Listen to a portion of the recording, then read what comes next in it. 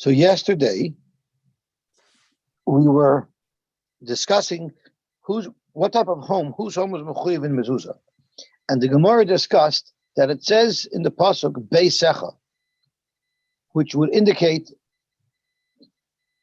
either to exclude the home of shutlim or to exclude the home of a woman.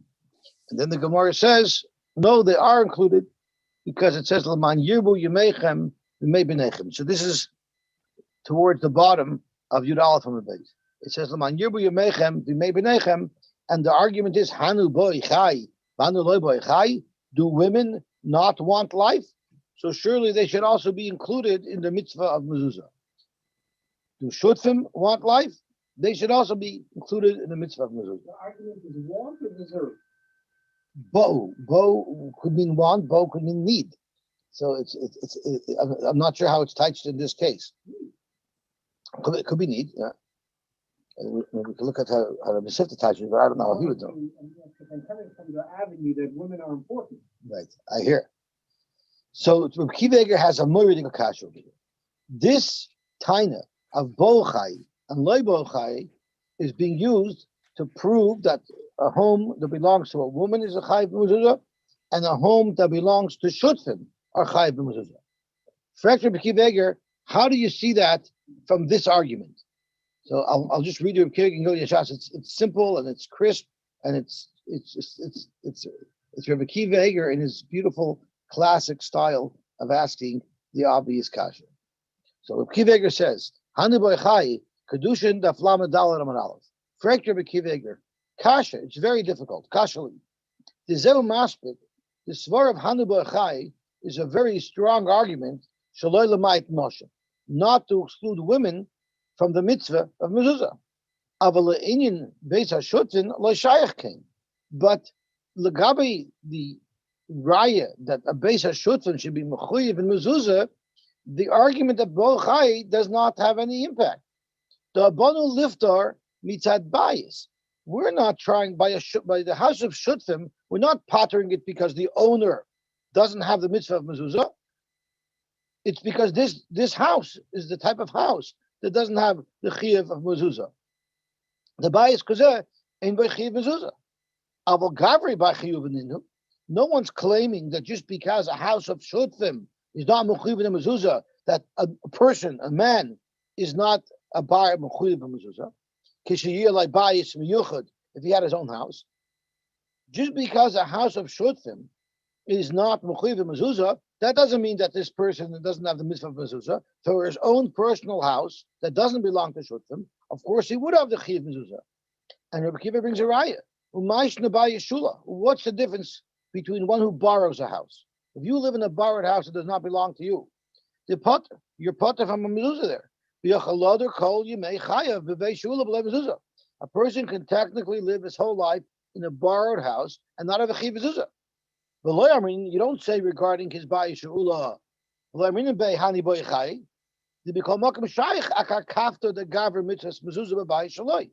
You don't say that since he could live in a borrowed house, doesn't he want life? Shouldn't he have a chiyuv to put a mezuzah on a borrowed house? You don't say that. You know why? Because his head does have a chiyuv of mezuzah if he had his own house. So too lagabi our shayla here of shutfim. Dilma bayis shutfim is potter. But like a chiyuv el b'vayis hamiyuchad loy. Maybe there's only a chiyuv mezuzah for a house that's his personal house. So it's a very fair kasha. It's a very fair kasha. How do you see from the svar of Hanu boichai that a bayis al shutfin should be mechuyev? You only should see that a person has a chiyuv. What about some of the other mitzvahs where you get a riches yamim? Shluach hakan. Is there a particular mitzvah for a woman? Do we say the same thing for that? A woman also needs I think a woman is mechuyev in shluach hakan. But I will tell you one thing: a woman, if you see a spider in the house, she's going to tell you to kill it. She's definitely not going to climb up to free some bird. In response to the Kiva Eger, we can say like this. Tell me if you agree. Remember the fellow who who had a deal with Zebulun and the Yisachar deal. So they asked him, they asked the Yisachar, it's better to be Zebulun because that way he has money, he has Olam Hazeh, right? And he gets the schar and Olam Haba. So the Yisachar answered, no, he might have the schar and Olam Haba, but he's not going to know Masech the Shabbos. Only I'm going to know Masech the Shabbos, right? So what does that have to do here? Because even though a woman doesn't have a chiv in mezuzah, or a shultif doesn't have a chiv in mezuzah, they still want life. They don't have the protection of the mezuzah if they don't have the mezuzah on it. So the shultif gets his mezuzah. So then let me ask you a question. How about in my car? How about on my apple? I have an apple in the fridge. I should put a mezuzah. I want to chaya. No. It's not, the mitzvah mezuzah wasn't said on such a device. Right, but the woman might not be mechuyev in mezuzah, but what we also mean with hani loy boy chai is that they're not going to have this added protection. And you're right, you won't have the protection. So the Gemara's argument is every person should be entitled to the mitzvah of mezuzah. Just because a woman is not mechuyev in mezuzah, she is mechuyev. No, for care, she is mechuyev in mezuzah. Right. So therefore, the argument is everybody should have access to the chiyuv of mezuzah. But that doesn't mean that you should put mezuzah on your apple. It doesn't mean you should put a mezuzah on your refrigerator. You should have a chiyuv mezuzah. So the argument of the Gemara applies that every person should be included in the chiyuv. But that doesn't mean that mitzvah mezuzah should be on things that are not mezuzah-able. Okay. I can't. Because then you should argue that you should put your mezuzah on your refrigerator. You should put mezuzah on the face on your Gemara because you have a mezuzah on your house, on a place where you live. Right. So the same thing with the house of shutfim. You still could put a mezuzah on your personal house. Just you don't need a mezuzah on the house that you have with a partner. So is there a difference between a chiyuv and being able to put it on when the Gemara says that you can't? The Gemara doesn't seem to make that distinction. The Gemara just seems to say that every person should have access to that mitzvah. And if you don't have access to the mitzvah, you can't put it up? I guess it doesn't give you. House of shutfim, you're not allowed to put up a mezuzah? It seems from the Gemara that that's not an option. Who said you don't have the shmir? Put it up in the yamachui. It doesn't seem like the Gemara entertains that. Sorry, you're asking a good story. Put it up anyway. You have the shmir. Could be if there's not a chiv, it doesn't have the shmir. Could be it comes together. So good order. Okay, so that's what the Gemara finished with, and the Gemara ended up saying that all these people are mechuyev in mezuzah. So why does it say beisecha? To tell you that where do you put the mezuzah? We know it goes on the right side, but it goes on the right side if you're taking the pathway of entering your home. As you enter your home, it should be on the right side, and that's where we place our mezuzahs. Zok the Gemara, Tanya, this question of your home is also relevant to a different sugya. So we're now on the first wide line at the bottom of Daf Yud Aleph on the base. So Tanya, Beis HaKnesses or Beis HaShutfim, a Beis Medrash or a house where Shutfim live, Ubeis HaIsha, and the house where women live. So not where women live, a house that's owned by women, Mitamen B'Nagayim.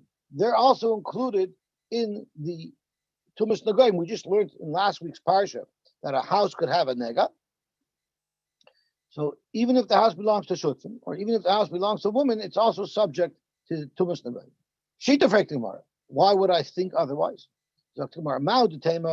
It says in the pasuk when someone discovers a nega in his home, the owner of the house has to come to the kohen, and it says asher loy, which is both singular tense and it's masculine tense. Loy v'loy la, loy v'loy lahen.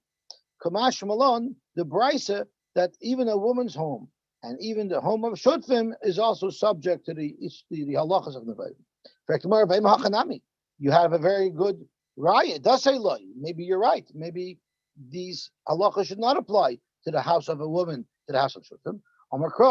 Because the pasuk also says the veis eretz achuzaschem.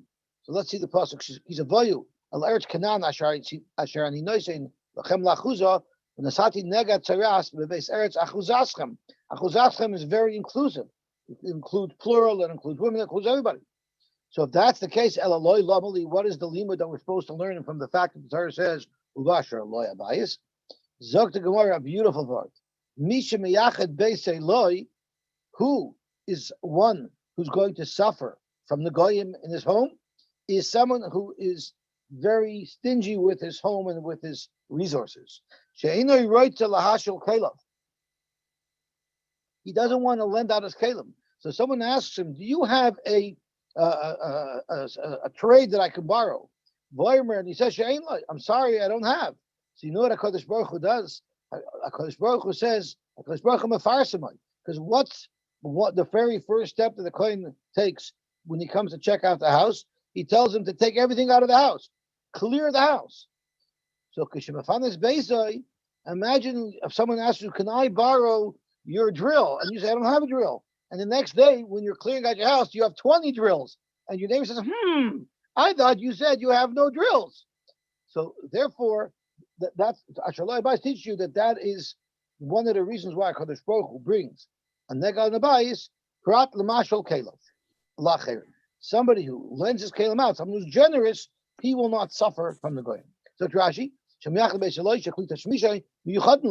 einay mashila on the shechina if he doesn't rent him out, doesn't lend him out to his neighbors. It comes from stinginess. There's a famous story with somebody who heard a burglar breaking into his house. So he got very afraid. He called 911. And he says, "We're really sorry. This is not big enough of an emergency. We're not able to come because we don't have anybody available."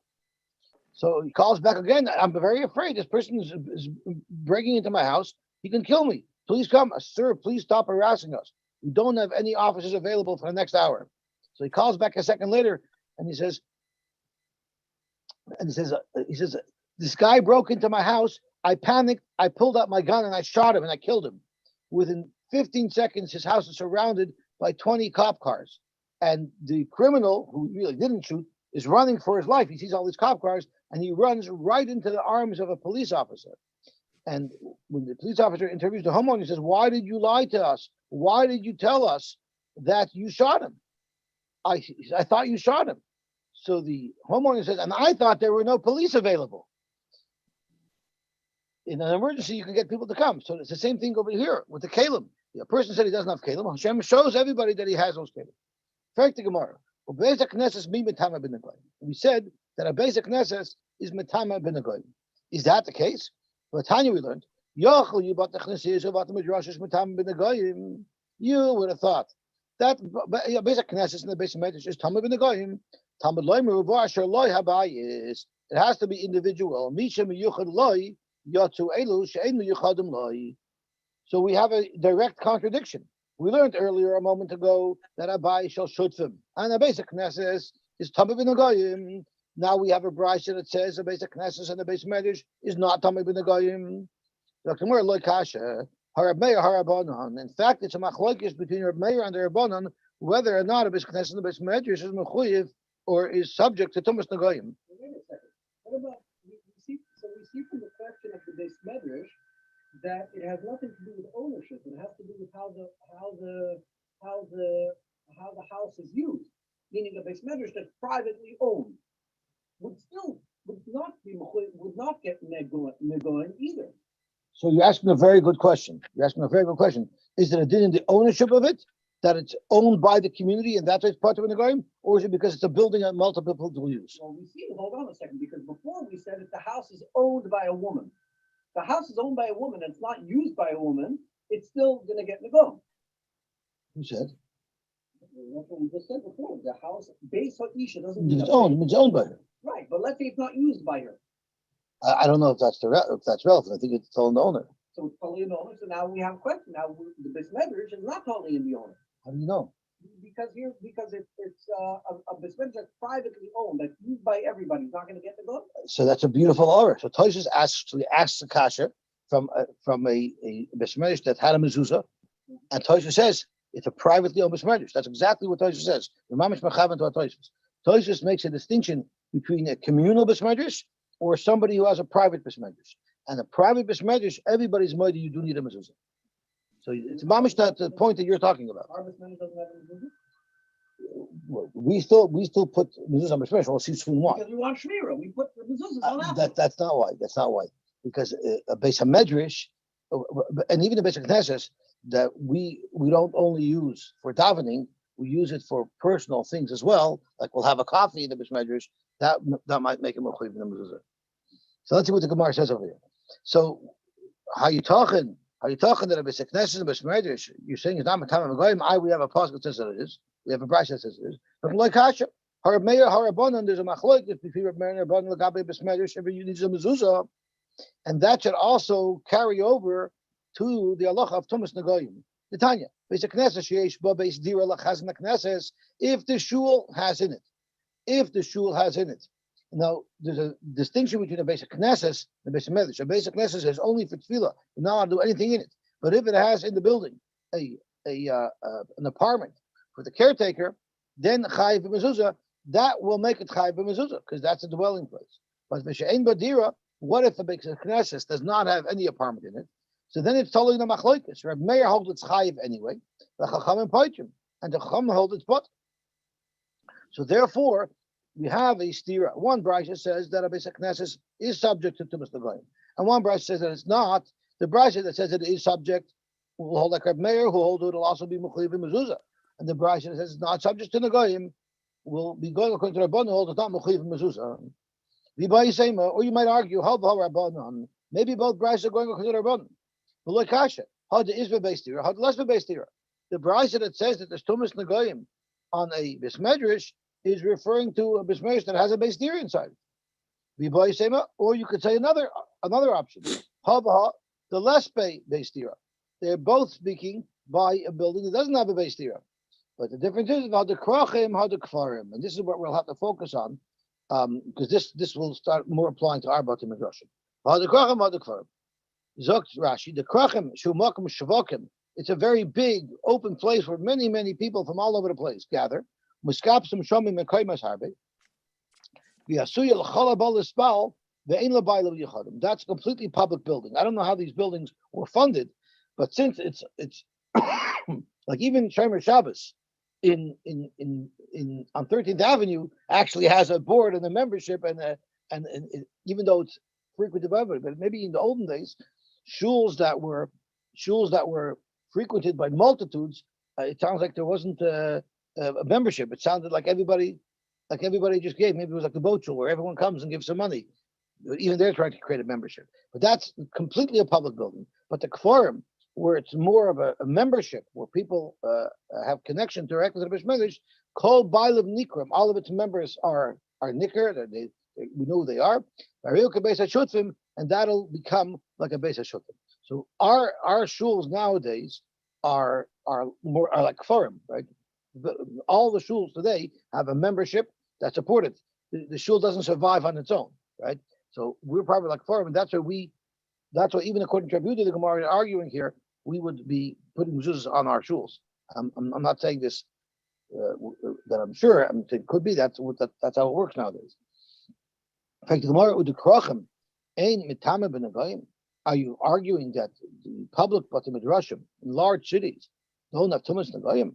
Vatanya achuzaschem, the Beis Eretz achuzaschem, even if it's a public building, achuzaschem mitame b'negoyim, the ein Yerushalayim mitame b'negoyim. So the problem here is, Rashi, the ein Yerushalayim mitame b'negoyim is she'ein achuzolahem. We're going to soon learn that there are shittas who hold that nobody owns Yerushalayim. Yerushalayim is public property. Because Kasavar leNischalka l'Shevet Yehuda Binyamin, even though we know that Yerushalayim is partially in the Chelik of Yehuda and partially in the Chelik of Binyamin, but Yerushalayim itself was not distributed to them, even though it's engulfed within their territory. Everybody has an equal right to Yerushalayim. And Omer Rabbi Yehuda, and Rabbi Yehuda said, Ani lo shamati, I didn't hear this, and Rashi tells us that Kasavin is Chalkal Shvatim. What are you talking about, the Kabbalah? Of course, Yerushalayim, part of it belongs exclusively to Binyamin, and part of it belongs exclusively to Yehuda, and it's not public. It doesn't belong to all the Shvatim. But where would it be Potter? Elamakam Mikdash Bilvad. Zok Rashi Elamakam Mikdash Bilvad. David is Gairin Me'arayna Yebusi. When David bought the property that they were going to build the Beis Hamikdash on, Gava HaKesef Mikol Shevet V'Shevet. Every Shevet contributed. So even though the rest of Yerushalayim belongs exclusively to either Yehuda or Binyamin, the actual property that the Beis Hamikdash was built on that belonged to every shevet equally. So Vamar Yehuda Anila Shemati Lamakam Mikdash Bavad Ha Batach Nisiyos Vatam Midrashos Mitaman Binagoyim. Mashma that all Batach Nisiyos and all Batam Midrashos will be Mitaman Binagoyim. The Alpha Gav the Kracham Ninu, even though they're very public. So how could you argue that public Batam Midrashos, the Balti belong to everybody? They're not going to be Mechuyev in the Goyim. Rabbi Yehuda said the only thing that will be exempt from the Goyim is the Makkah Mikdash Bilvad, but every other place would be subject to the Goyim. So it contradicts what we just said. Zok Gemara, Ema Amar Rabbi Yehuda, Anila Shemati Ela Makkah Mikudash Bilvad.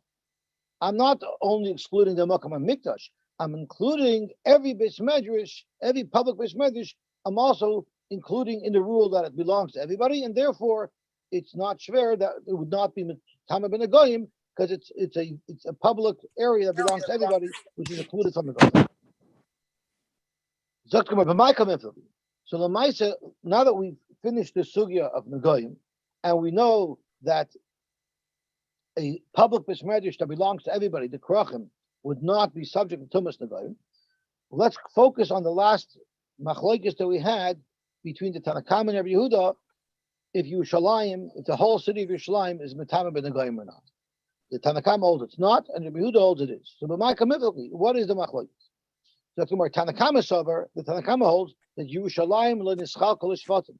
The city of Yerushalayim was never split up to all the Shvatim. It was kept as communal property that's shared by all of the Eden, all of the Shvatim. Rabbi Yehuda Sover, Yerushalayim Nischal kol Shvatim. Yerushalayim was split, given partially to Binyamin and partially to Yehuda. And in fact, there's another set of Tanoim that have this very same machlokes. The Tanya, what was in the chelik of Yehuda? Which part of the Beis Hamikdash was in the chelik of Yehuda? Harabayis was in the chelik of Yehuda. Halishkois, the different chambers, the Azoris and the Azoris. What was in the chelik of Binyamin? Ulam vehechol ubeis kodesh kodeshim. So the building itself of the Beis Hamikdash was in the property, in the territory of Binyamin, but all of the Zor and Harabayis was in the territory of Yehuda. However, it wasn't a straight line, there was one strip of land that belonged to Yehuda that infringed into the territory of Binyamin. Was like an island? It's a peninsula. No, but the actual heichal from there and to the west belong to Binyamin.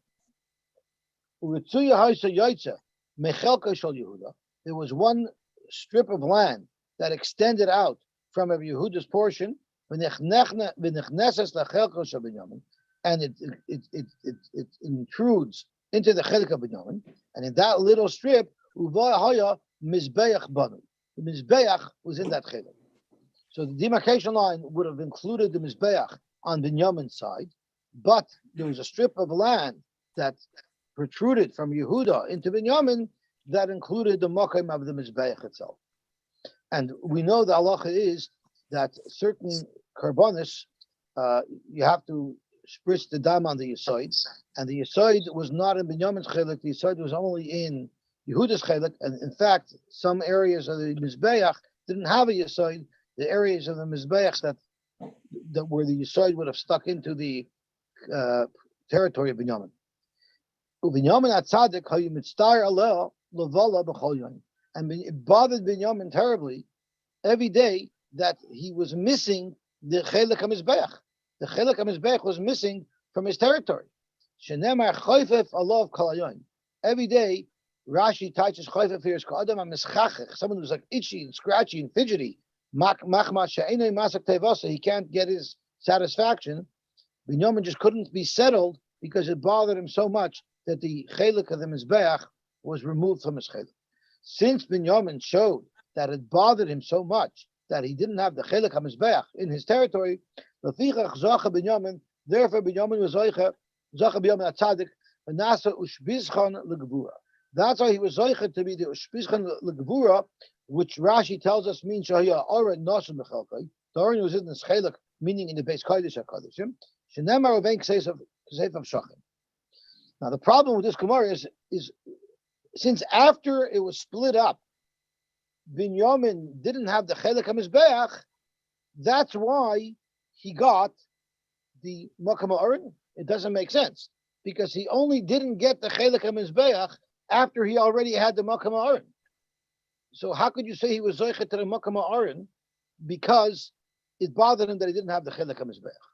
So this is a shayla that a lot of people talk about, and I don't remember the names of the different svaras that I'm going to offer, but these were the svaras that I heard. One svara is it's referring to the La'asad Lavai. La'asad Lavai, the Beis HaMikdash HaShlishi, is going to be built in the same place where it is. There would have been a taina after us having difficulties in sustaining the Beis HaMikdash HaRishon due to our various affairs, and sustaining the Beis HaMikdash HaSheni due to our various affairs. You might think there would be a Meshana Mokum, Meshana Mazel, and maybe we would find a new location for the Beis HaMikdash HaShlishi. That took the Gemara. It bothered Binyamin so much they didn't have the Mokum and Mizbeach in his Chelek. Because of that, even by the Mizbeach HaShlishi, we're going to make it in the same place. That was one svara that I heard. Another svara that I heard is even more unusual.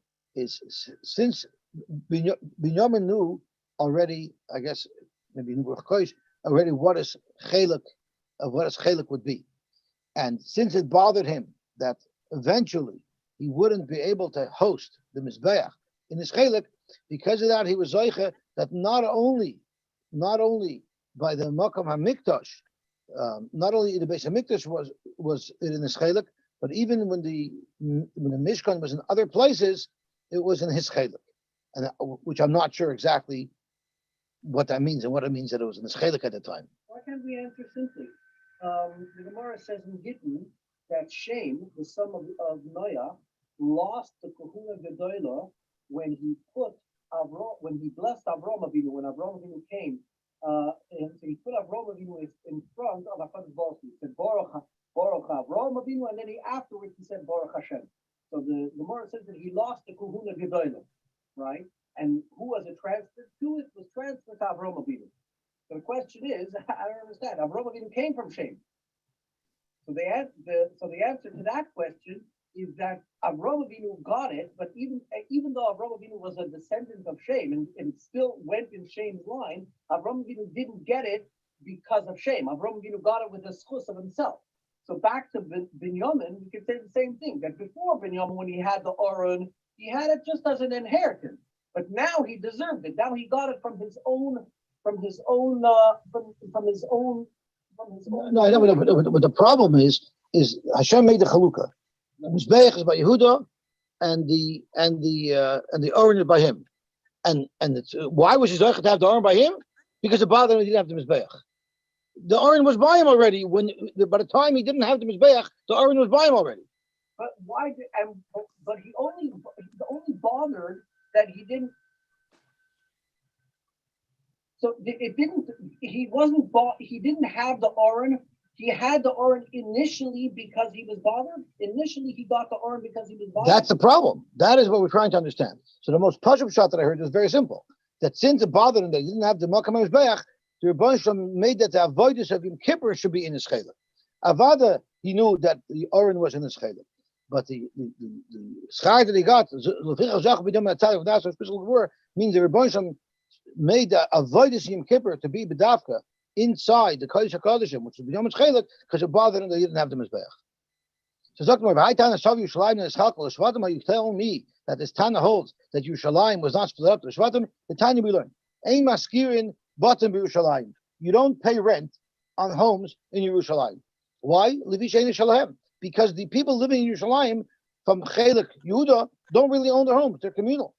And the Mepharshim tell us that this is only referring to the Zman Aliyah Regel. All year long, if somebody wanted to rent a house in Yerushalayim, in fact, they would have to pay rent.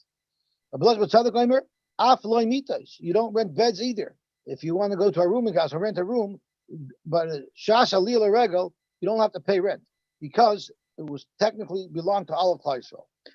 Therefore, if you're going to be freeloading by somebody, and even though technically it's not his house, but the fact is he is hosting you, there should be some level of appreciation to somebody who's hosting you for Yom Tov. The Oyros of Kachim, so people who come from all over, they bring karbanis with them, but the hide of the karbanis they retain. So the host actually sees those hides, because since you're not paying me rent, because I don't have the legal right to charge you rent, at least let me have some of your leftovers. Amar Abai Shmamina, Oyrech Ira, it's respectful. Lemishpak inish gulfa umishcha lushbuze. If someone hosts you, it's respectful to leave your empty barrels there. So if you brought your own provisions and you have empty barrels, leave them there. Which means if you're staying by someone's house and you buy beer, leave the beer bottles there so they can get back the 5 cents of the bottle deposit.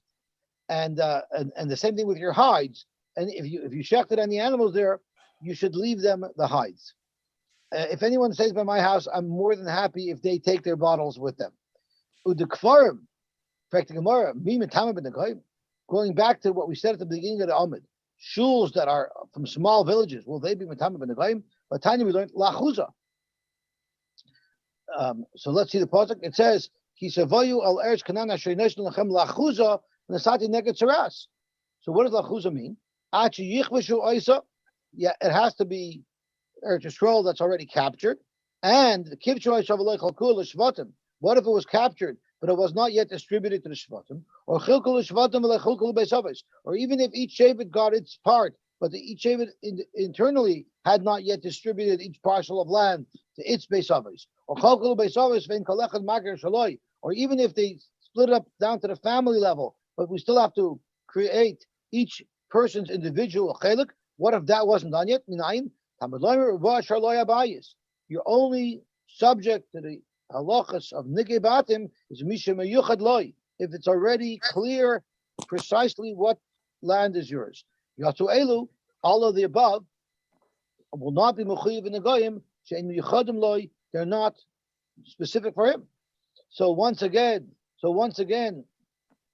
you see that you cannot say hadach chacham hadach kfarim, because kfarim as well belongs to more than one person. It shouldn't be subject to him. We have to go back to the original terutzim that we said, either to Machlokes or Meir and the Rabbanan, or one brayso is speaking where there's a beis dira in the basic Knesses, and the other one is speaking where it's not, which is what Rashi says is beis dira. Let's go back to our Mishnah. Our Mishnah says that we need to prepare a backup kohen gadol just in case a psul happens on our kohen gadol. So pshita ir by psul kodim tamat shel shachar. Now we know that whenever a kohen gadol becomes inaugurated, he has to be initiated as a kohen gadol. So if a kohen gadol suddenly has to step up to the plate on Yom Kippur, what would be his initiation to the avodah? So Dr. Gemara, pshita ir by psul kodim tamat shel shachar. If the original kohen gadol became pasul before the tamat shel shachar, the tamat shel shachar is not a Yom Kippur specific avodah; it's a generic avodah. So we have a perfect opportunity for the new kohen gadol in his shmoyne begadim to do the avodah and become initiated as a kohen gadol. But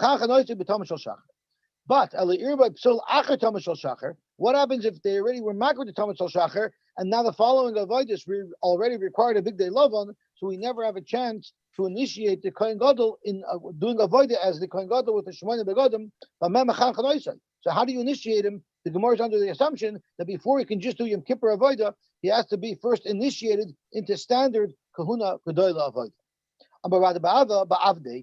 You put him on the avnei. Zokt Rashi, we could identify him as a kohen gadol even without the shmoyne begadim, because even when he wears the 4 begadim, the big day lavan, which you might say are the same as that as a kohen hedjit, that's not true. Because the gaitel that the kohen gadol wore in Yom Kippur was pure linen; it did not have shatnez. But we know the kohen gadol's gaitel all year round was made out of kalayim. So since he's changing his gaitel, you know that he's the kohen gadol. Dr. Gemara, zehu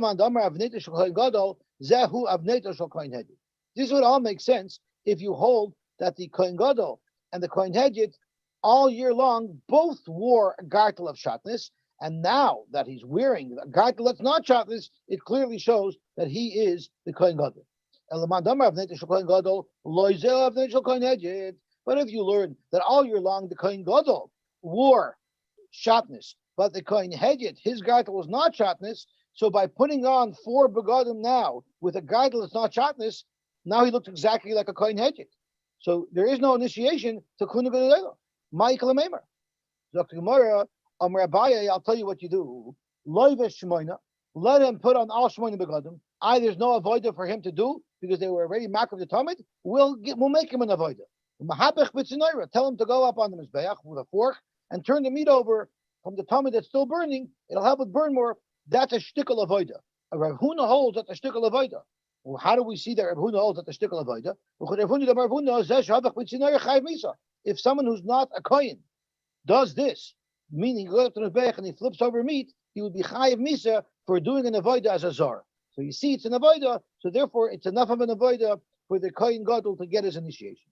Rav Papa says, avoidasoi mechanachtai.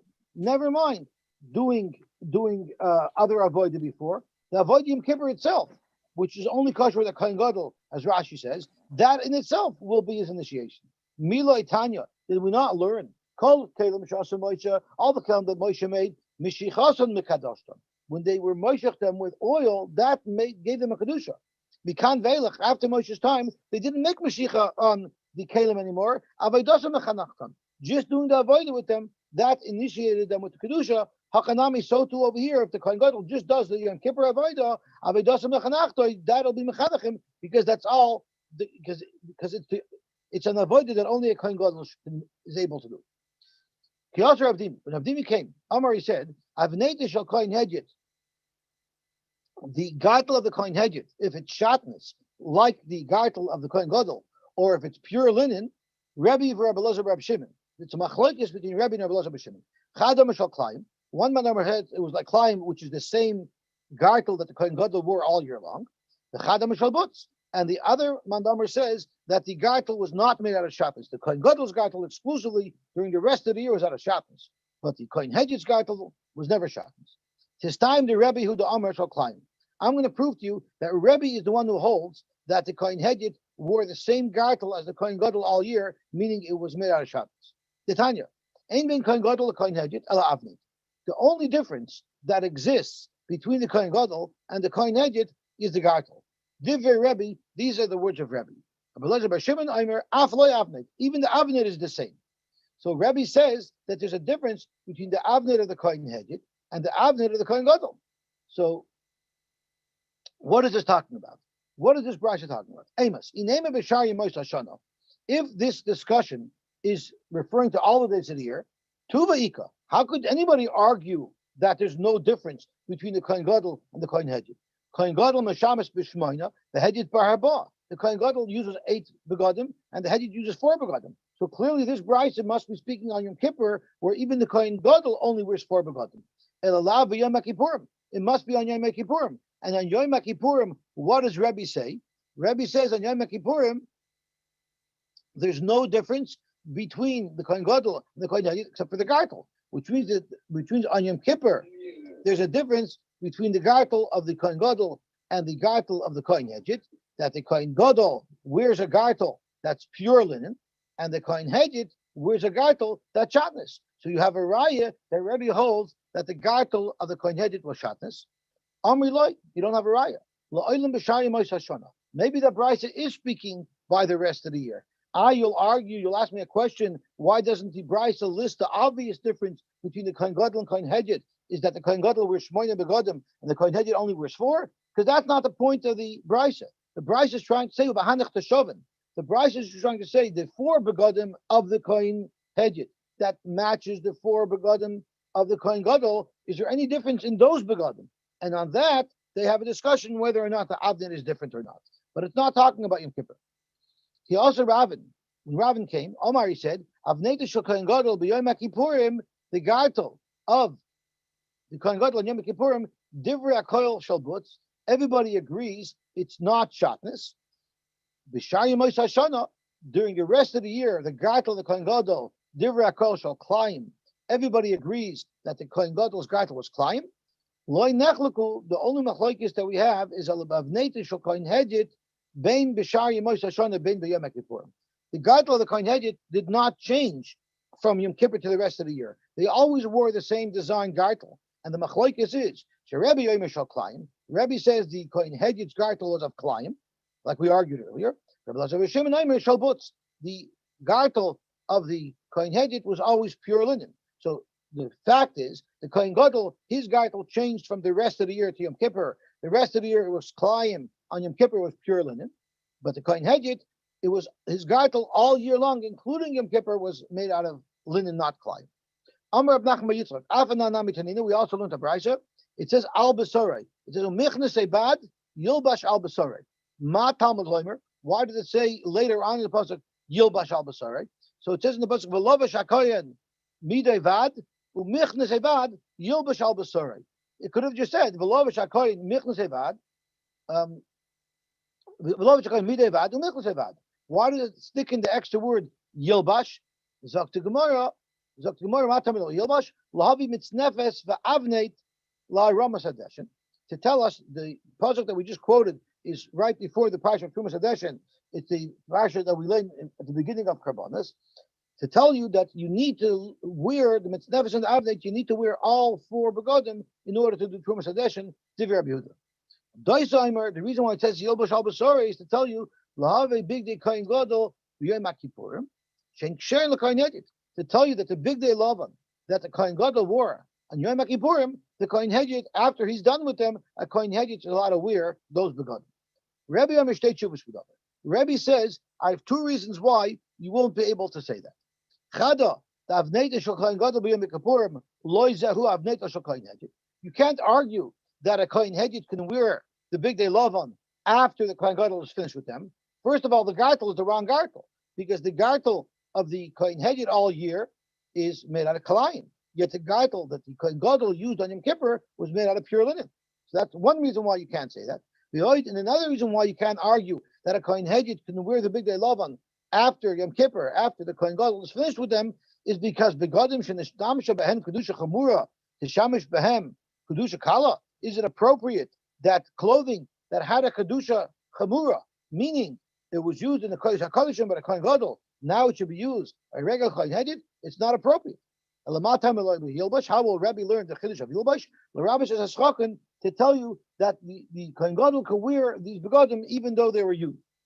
And Rab Doisa, who holds that the Kohen Hedjit can use it, is following his own shita. The Tanya v'nicham sham, geniza. They have to be put away forever. But Rab Doisa Omer shelo yishtamesh behen Yom Kippur macher. You shouldn't use them on a different Yom Kippur. But Avada, Kohen Hedjit, is allowed to use it. Now, out of this prompts another shayla. You have this idea that you're not allowed to reduce something from a kedusha chamura to kedusha kala.